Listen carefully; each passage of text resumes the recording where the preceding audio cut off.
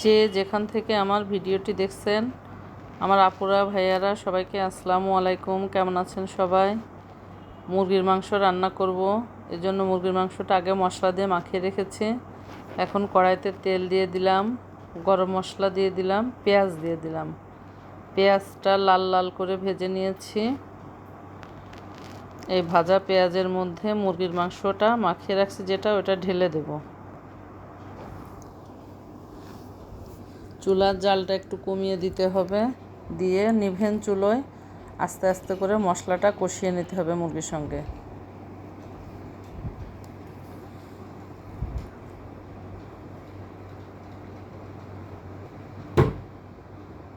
আমার ভিডিওটি যদি আপনাদের ভালো লেগে থাকে তাহলে প্লিজ সাবস্ক্রাইব করে দেবেন, লাইক কমেন্ট শেয়ার করবেন। আর আমার রান্না আপনাদের দেখতে কেমন লাগে অবশ্যই কমেন্ট করে কমেন্ট বক্সে জানাবেন।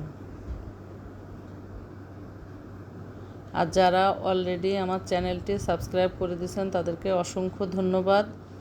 আর যারা নতুন আমার চ্যানেলে, তারা প্লিজ একটা লাইক দিয়ে সাবস্ক্রাইব করে আমার পাশে থেকে যাবেন।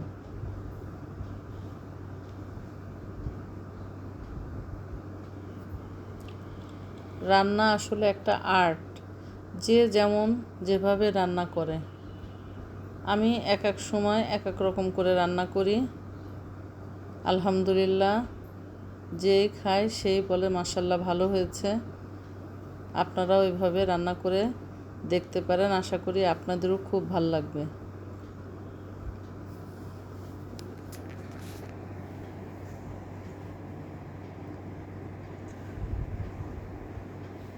জালটা একটু কমিয়ে দেবেন, তা না হলে নিচে লেগে যাবে।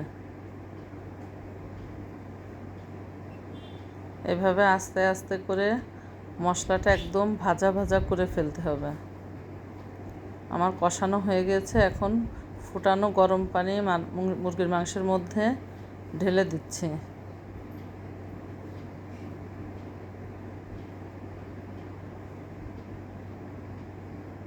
এখন ভালো করে চারিপাশ থেকে মশলাটা নামিয়ে দেব।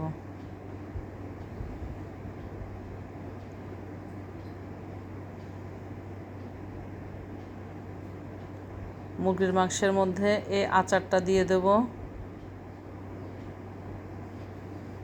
আচারটা দিয়ে চারিপাশে ভালোভাবে মিশিয়ে দেব।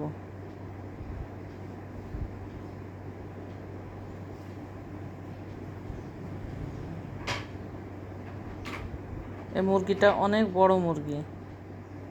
হয়ে গেল মুরগির মাংস রান্না। এখন রান্না করব কচু। কচুটা সেদ্ধ করে ফ্রিজে রেখে দিয়েছিলাম। কড়াইতে তেল দিয়ে দিলাম। এখন রসুন দিয়ে দেব।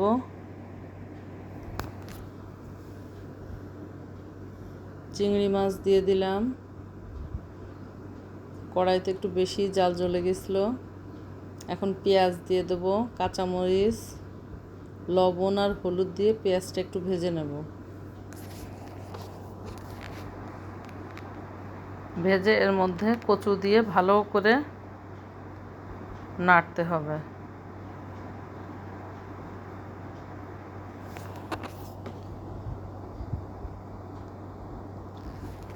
অনেকক্ষণ ধরে নাড়ে ভাজা ভাজা করতে হবে। আল্লাহ হাফেজ।